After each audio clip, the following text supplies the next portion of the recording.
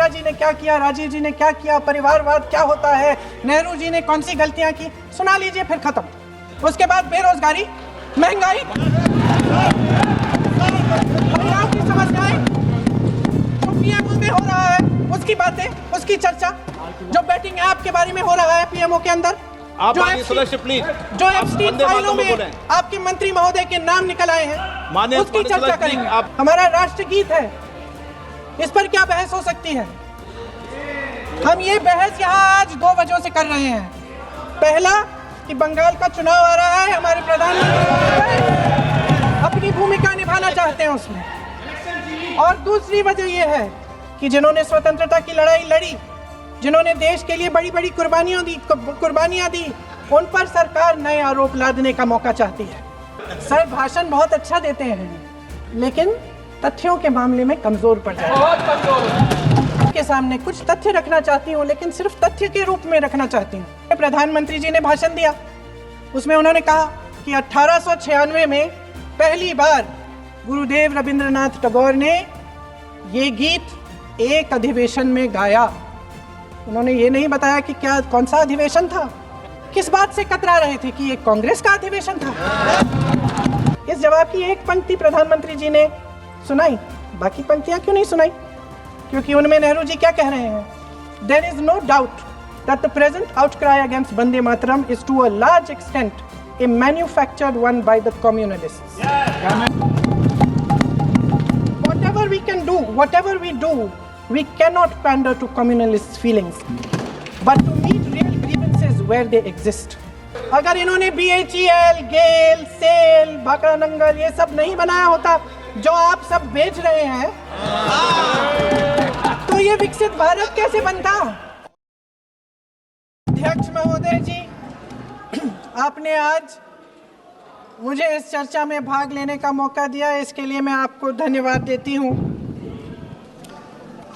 आज जिस विषय पे हम चर्चा कर रहे हैं वह केवल एक विषय नहीं है, भारत की आत्मा का एक हिस्सा है। हमारा राष्ट्रगीत उस भावना का प्रतीक है जिसने सोए हुए, गुलामी में सोए हुए भारत के लोगों को जगाया, जिसने उन्हें हिम्मत दी कि ब्रिटिश साम्राज्य के सामने खड़े होकर वह सत्य और अहिंसा के नैतिक हथियारों के साथ सामना कर पाए। आज ये चर्चा एक भावना के ऊपर है,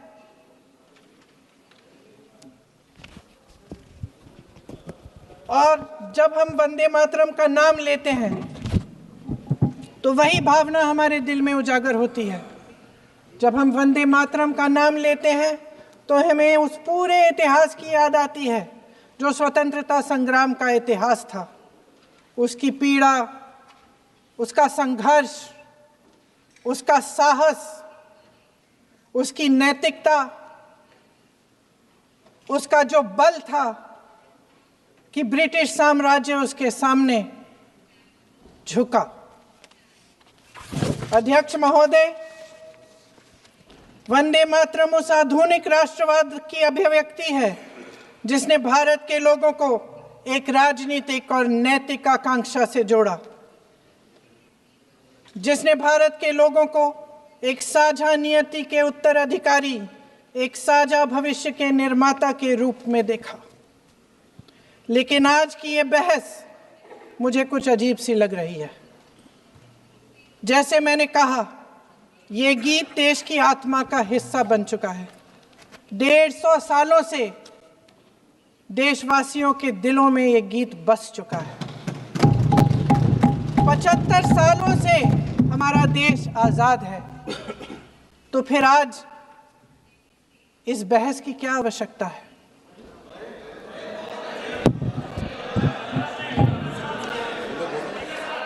हमारा यहाँ मकसद क्या है?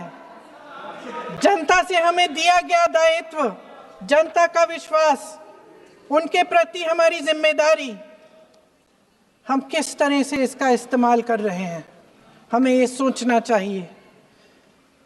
क्योंकि अब इस मोड़ पर हम इस सदन में अपने राष्ट्रगीत पर भी बहस करेंगे। आपने बहस मांगी है, आपने बहस मांगी है। आप तो इलेक्टोरल रिफॉर्म्स की बहस नहीं मांग रहे थे कि जब तक हम इस पर बहस नहीं करेंगे तब तक उस पर बहस नहीं होगी। इसकी वजह क्या है? इसकी वजह क्या है? हम आज यहाँ ये बहस क्यों कर रहे हैं? हमारा राष्ट्रगीत है, इस पर क्या बहस हो सकती है? हम ये बहस यहाँ आज दो वजहों से कर रहे हैं। पहला कि बंगाल का चुनाव आ रहा है, हमारे प्रधानमंत्री अपनी भूमिका निभाना चाहते हैं उसमें। और दूसरी वजह ये है, ये मकसद है, पुरानी मकसद इनकी अध्यक्ष महोदय, कि जिन्होंने स्वतंत्रता की लड़ाई लड़ी, जिन्होंने देश के लिए बड़ी बड़ी कुर्बानियां दी, उन पर सरकार नए आरोप लादने का मौका चाहती है। देश का ध्यान फिर से जनता के ज्वलंत मुद्दों से भटकाना चाहती है। यही एक मकसद है आपका मकसद है कि हम फिर से उसी अतीत में मंडराते रहें, उसी की तरफ हम देखते रहें जो हो चुका है, जो बीत चुका है, क्योंकि ये सरकार वर्तमान और भविष्य की ओर देखना ही नहीं चाहती। वे इस काबिल ही नहीं रही। सच्चाई ये है अध्यक्ष महोदय कि आज मोदी जी वह प्रधानमंत्री नहीं रहे जो एक समय में थे। सच ये है कि ये दिखने लगा है, उनका आत्मविश्वास घटने लगा है, उनकी नीतियां देश को कमजोर कर रही हैं। और मेरे सत्ता पक्ष के साथी चुप इसलिए हैं क्योंकि अंदर अंदर से वे भी इस बात से सहमत हैं। आज देश के लोग खुश नहीं हैं अध्यक्ष महोदय, परेशान हैं, तमाम समस्याओं से घिरे हुए हैं, और उन समस्याओं का हल आप निकाल नहीं रहे हैं।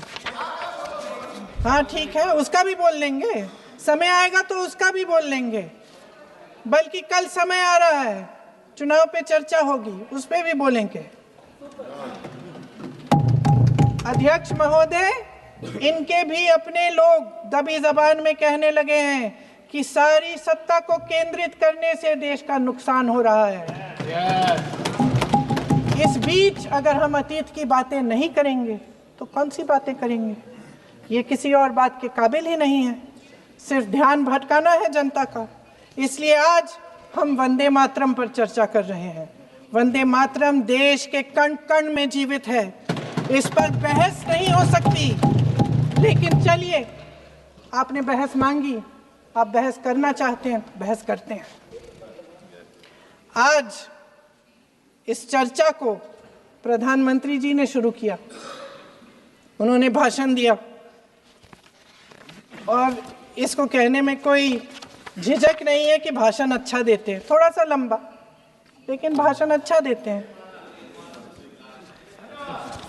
सिर्फ एक कमजोरी है, अगर आप इजाजत दें तो मैं बोलूं, एक कमजोरी है।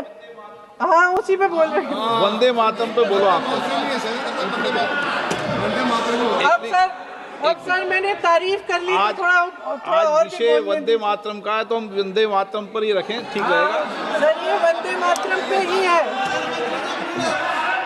सर आपने प्रधानमंत्री जी को सुना था, अब तो शुरू नहीं हुए।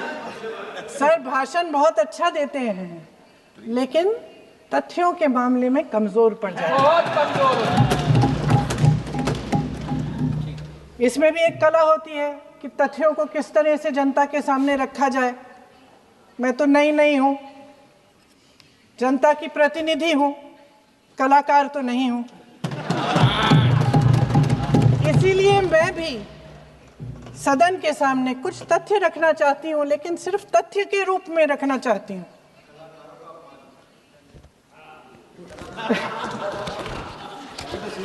मैं उदाहरण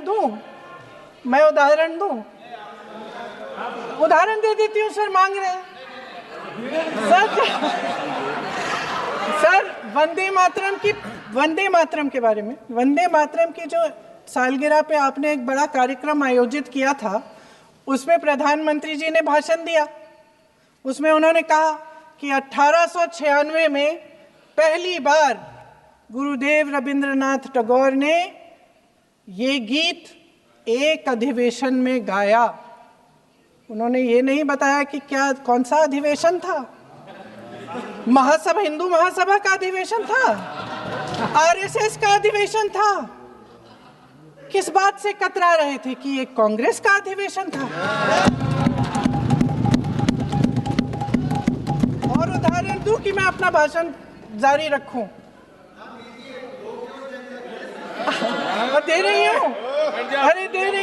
रही हूं। जो वंदे मातरम की जो क्रोनोलॉजी है वो भी आप समझिए, जो असली क्रोनोलॉजी है।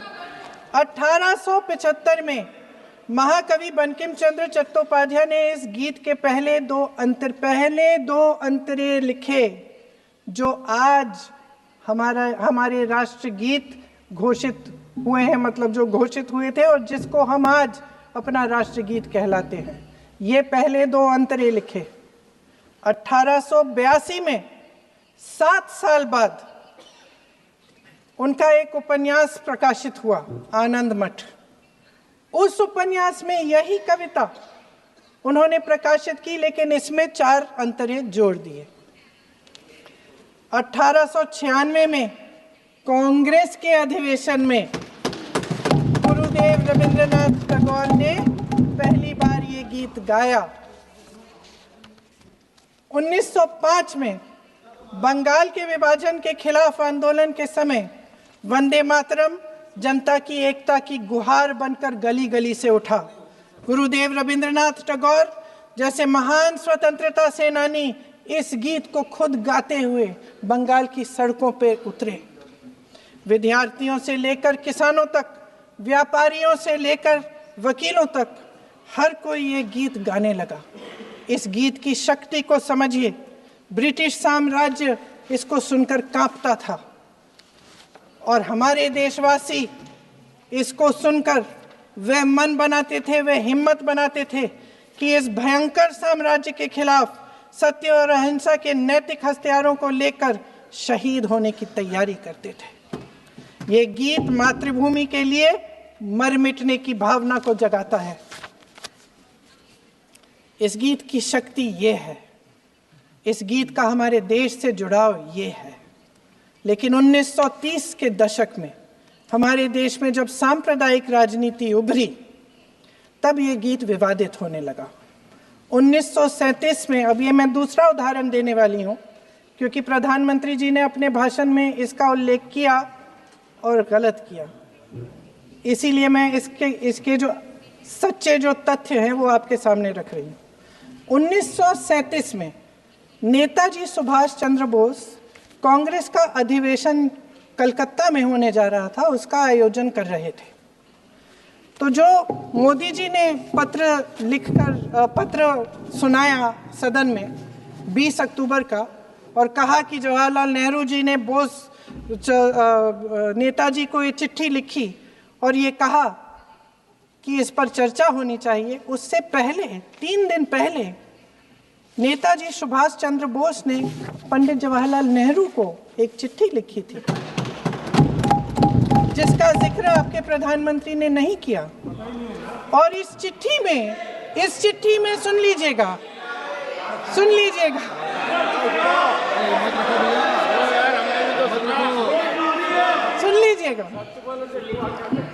आप नेताजी के लफ्ज नहीं सुनना चाहते? बंगाल का चुनाव आ रहा है।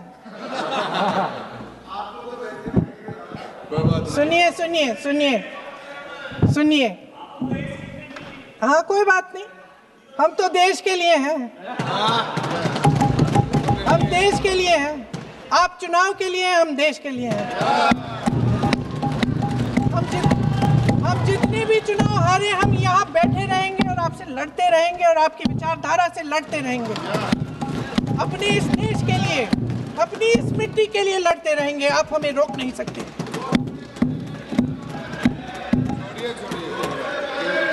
सुन लीजिए सुभाष चंद्र बोस जी ने क्या कहा। सुन लीजिए। My dear Jawahar, reference Vande Mataram, we shall have a talk in Calcutta and also discuss the question in the working committee if you bring it up there. I have written to Dr. Tagore to discuss this matter with you when you visit Santi Niketan. Please do not forget to have a talk with him when you visit Santi Niketan. ये 17 अक्टूबर को लिखी जाती है। 10 अक्टूबर को नेहरू जी इसका जवाब देते हैं और आपके और 20 अक्टूबर को, हाँ ठीक है, 20 अक्टूबर को नेहरू जी इसका जवाब देते हैं। इस जवाब की एक पंक्ति प्रधानमंत्री जी ने सुनाई, बाकी पंक्तियां क्यों नहीं सुनाई? क्योंकि उनमें नेहरू जी क्या कह रहे हैं? There is no doubt that the present outcry against Vande Mataram is to a large extent a manufactured one by the communalists. Whatever we can do, whatever we do, we cannot pander to communalists' feelings, but to meet real grievances where they exist. I have decided now to reach Calcutta on the 25th morning. This will give me time to see Dr. Tagore as well as other friends. समझ रहे हैं आप? प्रधान चुप है तो समझ ही गए होंगे। फिर क्या होता है? फिर नेहरू जी कलकत्ता जाते हैं और गुरुदेव जी से मिलते हैं और उसके अगले दिन गुरुदेव जी एक चिट्ठी लिखते हैं जिसमें वो लिखते हैं, अंग्रेजी में चिट्ठी है, उसका एक अंश मैं आपको हिंदी में बता देती हूँ, जिसमें गुरुदेव जी कहते हैं कि जो 2 अंतरे हमेशा गाए जाते थे उनका महत्व इतना गहरा था कि उस हिस्से को कविता के शेष हिस्से तथा पुस्तक के उन अंशों से अलग करने में उन्हें कोई कठिनाई नहीं थी। उन्होंने ये कहा कि स्वतंत्रता संग्राम में हमेशा से वही 2 अंतरे ही गाए जाते थे और उनको गाते हुए कुर्बानी देने वाले सैकड़ों शहीदों के सम्मान के लिए उन्हें ऐसे ही गाना उचित रहेगा। उन्होंने यह भी कहा कि बाद में जोड़े गए अंतरों का सांप्रदायिक मायना निकाला जा सकता है और उस समय के माहौल में उनका इस्तेमाल अनुचित होगा। इसके बाद 28 अक्टूबर 1937 में कांग्रेस की कार्य समिति ने अपने प्रस्ताव में वंदे मातरम को राष्ट्रगीत घोषित किया। उन्हीं दो अंतरों को कार्य समिति की बैठक में महात्मा गांधी जी, नेताजी सुभाष चंद्र बोस, पंडित नेहरू, आचार्य नरेंद्र देव जी, सरदार पटेल जी, गुरुदेव रविंद्रनाथ टैगोर जी सब मौजूद थे। इस प्रस्ताव के ये सभी महापुरुष इस प्रस्ताव से सहमत थे। आगे क्या होता है ये भी सुना लूं।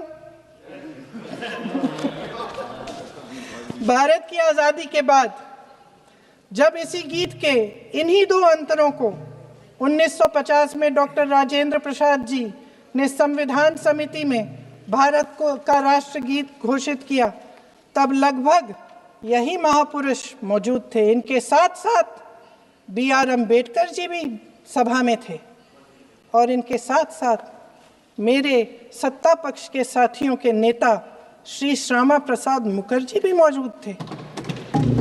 वही 2 अंतरे राष्ट्रगीत घोषित किए, किसी ने कोई आपत्ति जारी नहीं की, कोई आपत्ति नहीं जताई। वैसे इन तथ्यों के साथ जुड़ा एक और तथ्य भी है जो मैं यहाँ पे आपके सामने रखना चाहती हूँ। आज हम अपने राष्ट्रगीत पर बहस कर रहे हैं, लेकिन हमारा राष्ट्रगान भी एक कविता का एक अंश ही है, एक लंबी कविता का एक अंश है। और इन दोनों राष्ट्रगीत और राष्ट्रगान के अंश को चुनने में सबसे बड़ी भूमिका गुरुदेव रविंद्रनाथ टैगोर की थी। वंदे मातरम के स्वरूप पर सवाल उठाना, जिसे संविधान सभा ने स्वीकार किया, न सिर्फ उन महापुरुषों का अपमान करना है जिन्होंने अपने महान विवेक से ये निर्णय लिया, मगर एक संविधान विरोधी मंशा को भी उजागर करता है। क्या सत्ता पक्ष के हमारे साथी इतने अहंकारी हो गए हैं कि अपने आप को महात्मा गांधी जी से, रविंद्रनाथ टैगोर जी से, राजेंद्र प्रसाद जी से बाबा साहब अंबेडकर जी से, मौलाना आजाद जी से, सरदार पटेल जी से, सुभाष चंद्र बोस जी से बड़ा समझने लग गए हैं। मोदी जी का अपने भाषण में ही कहना कि राष्ट्रगीत को एक विभाजनकारी सोच द्वारा काटा गया, उन सब महापुरुषों का अपमान है जिन्होंने अपना पूरा जीवन इस देश की आजादी की लड़ाई में झोंक दिया।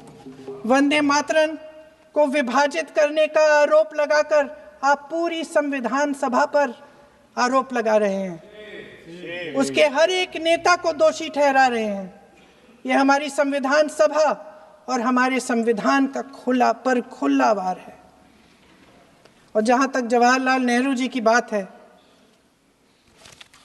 जितनी देर हमारे प्रधानमंत्री देश के प्रधानमंत्री रहे हैं, 12 साल हो गए हैं, लगभग उतने ही सालों के लिए जवाहरलाल नेहरू जी जेल में रहे। किस लिए? इस देश की आज़ादी के लिए। उसके बाद 17 साल के लिए प्रधानमंत्री रहे। आप बड़ी आलोचना करते हैं इनकी, लेकिन अगर इन्होंने इसरो नहीं बनाया होता तो आज आपका मंगलयान नहीं होता। अगर DRDO नहीं बनाया होता तो तेजस नहीं बनता। अगर IIT और IIM नहीं बनाए होते तो हम आज IT में आगे नहीं होते। अगर एम्स नहीं बनाया होता तो हम कोरोना की जब बड़ी चुनौती का सामना कैसे करते? हाँ, वही बना रहा है, नहीं बना पाया कुछ भी। इसका मतलब है इस मुद्दे का जवाब नहीं है आपके पास। अगर इन्होंने BHEL, गेल, सेल, भाखड़ा नंगल ये सब नहीं बनाया होता जो आप सब बेच रहे हैं, तो ये विकसित भारत कैसे बनता? और मत कहिए बाकी। पंडित जवाहरलाल नेहरू इस देश के लिए जिए। सुन लीजिए, बेच लो यार, और बाकी भी बेच देंगे। पंडित जवाहरलाल नेहरू इस देश के लिए जिए और देश की सेवा करते करते उन्होंने दम तोड़ा। फिर भी सुन लीजिए, मेरी एक सलाह ले लीजिए। सर, मैं आपके माध्यम से सलाह दे रहे हैं, हम छोड़ना नहीं। सर, मैं आपके माध्यम से एक सलाह दे देती हूँ। हमारे प्रधानमंत्री महोदय 12 सालों से इस सदन में हैं, मैं मात्र 12 महीनों से हूँ। फिर भी छोटी सी सलाह है। उन्होंने अभी हाल ही में चुनाव था, कुछ महीनों पहले उन्होंने एक सूची निकाली थी कि विपक्षी दलों ने और विपक्ष के नेताओं ने कितने अपमान किए हैं इनके, और उसमें शायद 90-99 ऐसे उन्होंने अपमानों की सूची बनाई थी। तो मैं उनको एक छोटी सलाह देना चाहती हूँ कि नेहरू जी से जितनी भी शिकायतें हैं, जितनी भी गलतियाँ उन्होंने की आपके जहन में, जितनी भी गालियाँ देनी है, जितना भी अपमान करना है, उसकी भी एक सूची बना दीजिए।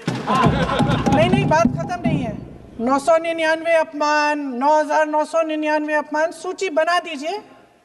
और फिर हम एक समय निर्धारित करते हैं, जैसे हमने 10 घंटे आज वंदे मातरम पर हमने बहस किया है ना, उस तरह से हम अध्यक्ष महोदय जी से पूछेंगे, एक समय निर्धारित करेंगे, 10 घंटे, 20 घंटे, 40 घंटे, जितने घंटों में आपकी ये शिकायत पूरी हो जाए, माननीय सदस्य, आप शांत हो जाए और हम बहस कर लेंगे। लेकिन इस सदन का कीमती समय, जिसके लिए हमें यहाँ पे जनता ने भेजा है, जैसे हमें जनता की समस्याओं को हल करने के लिए चर्चा करनी चाहिए, इस्तेमाल करना चाहिए, उसको इसी के लिए इस्तेमाल करिए। उसके बाद जैसे अंग्रेजी में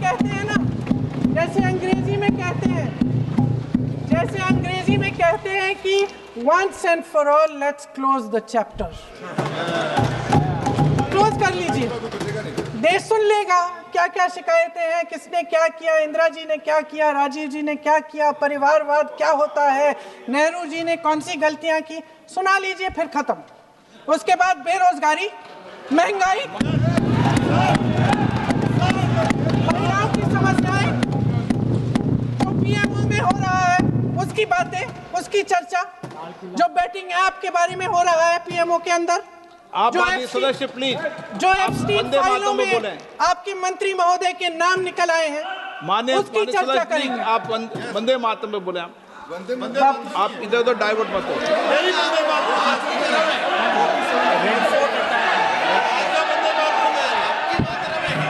डिलीट कर दो, क्या हो गया? आप 1 मिनट। हाँ हाँ कर दो। क्या हो गया? अंत में चिड़ी गए।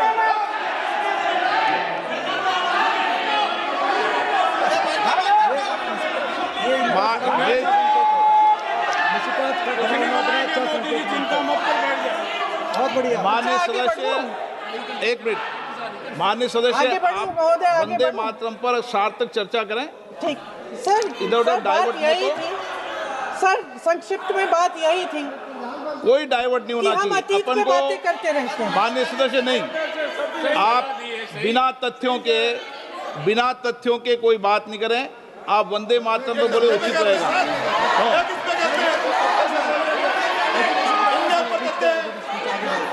मैंने प्लीज। अध्यक्ष महोदय, मैं आपकी बात मानती हूँ, लेकिन बिना तथ्य के बहुत सालों के लिए ये हम पर आरोप डाल रहे हैं।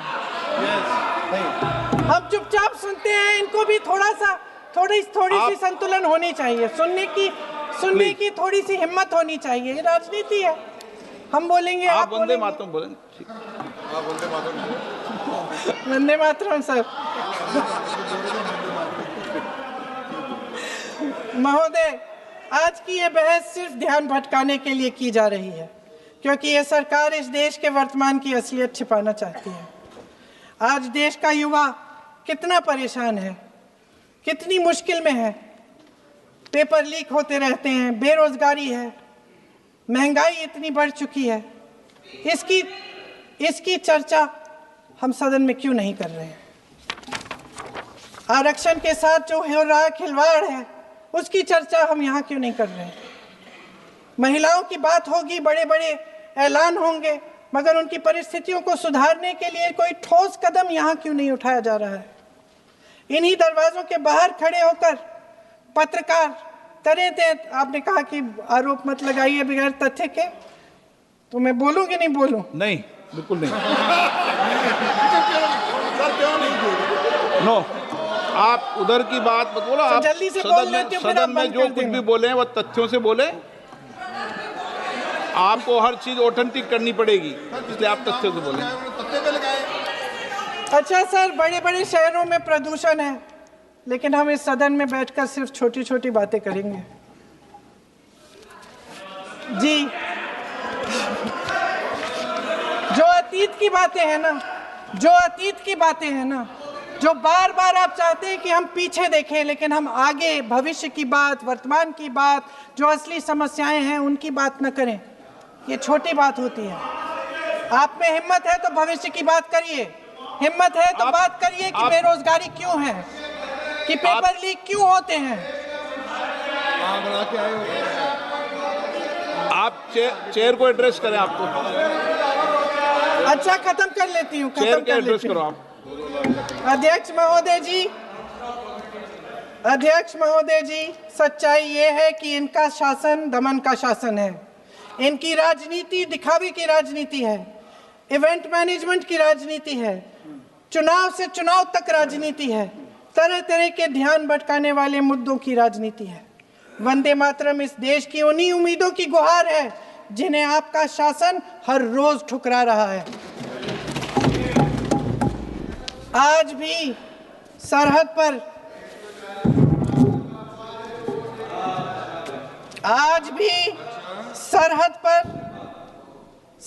पर जवान जब दुश्मन का सामना करता है तो उसकी छाती में वंदे मातरम गूंजता है। आज भी जब हमारा खिलाड़ी अंतर्राष्ट्रीय खेलों में जाता है तो उसके दिल की धड़कन में वंदे मातरम होता है।